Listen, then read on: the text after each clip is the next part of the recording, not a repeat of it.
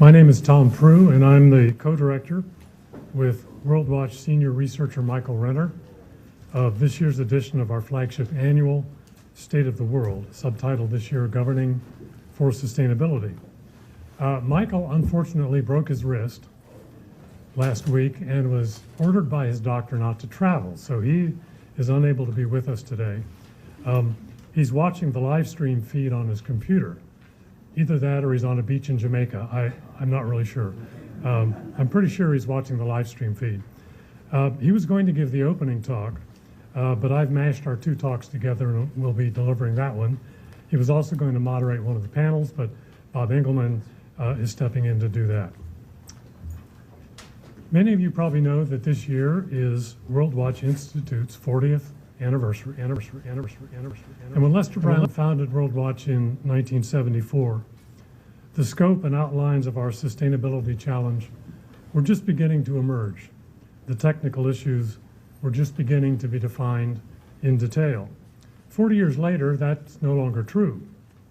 We now know pretty much what we need to do as a species to preserve the livability of the planet for ourselves and for the other creatures we share it with. The subtitle of the book this year grows out of our conviction that while technical challenges in achieving sustainability are significant, we think they can be overcome. We have the tools. It's the governance challenges that seem to have us blocked. And by governance, we mean the systems and arrangements that we human beings set up to manage our relationships with each other and with the planet. The book this year has sections on both political and economic governance because we feel that sustainability poses problems in both dimensions. And we're really pleased today to have a distinguished group of chapter authors as panelists to explore some of those issues with you. The panelists will have some brief opening remarks in a few minutes, but following those, we hope that there can be a conversation and that you'll feel free to join in. We'll have staff with portable microphones stationed around the room as usual. A couple of housekeeping items. There will be one 15-minute break following the first panel. The restrooms are off the building lobby. For some reason, the men's room is behind a door marked fire exit only. I'm not sure why, but it's off to the right side of the elevators. Copies of the report, as you may have seen when you came in, are on sale in the vestibule. If you buy a book, I'm sure that any of us who has contributed to it would be happy to autograph it for you. And we hope you'll stick around for a brief reception after the program. You'll have an opportunity to meet the panelists and speak with them. As always, there are many people to thank for this, the 40th anniversary edition, beginning with all of you in the audience who have supported Worldwatch and our work over the past 4 decades. In addition to our individual donors, we are especially grateful to those institutions that have provided us this last year with unrestricted support, and I'm going to read that list to you.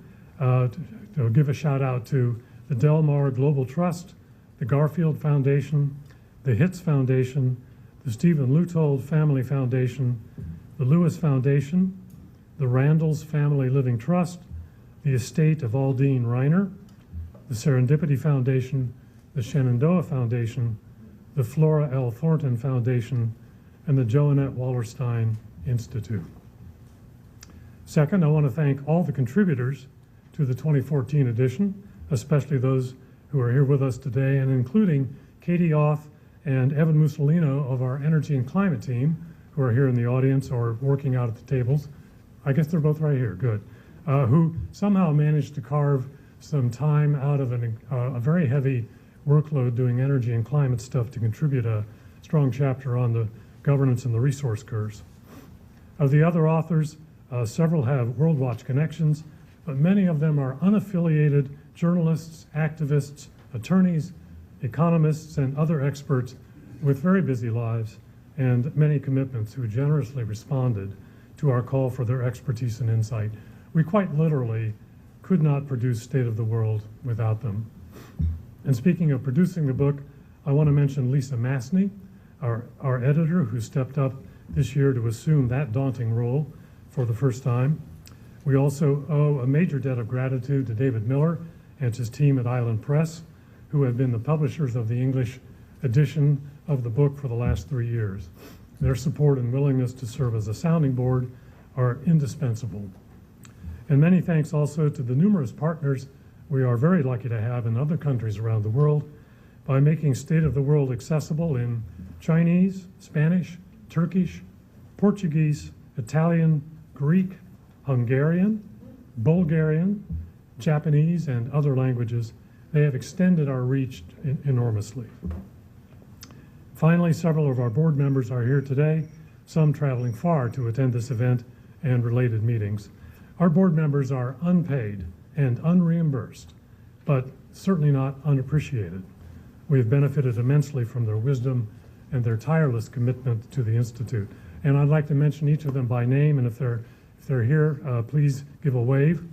Tom Crane, Edith Eddy, Chris Flavin, Jerry Hitz, there's Jerry, Nancy Hitz, there's Nancy, Bo Normander, I know Bo's here, yeah, David Orr, John Robbins, and Isaac Van Melle. I know Isaac is here. Did I miss anybody? Oh, okay, great, thank you. Okay.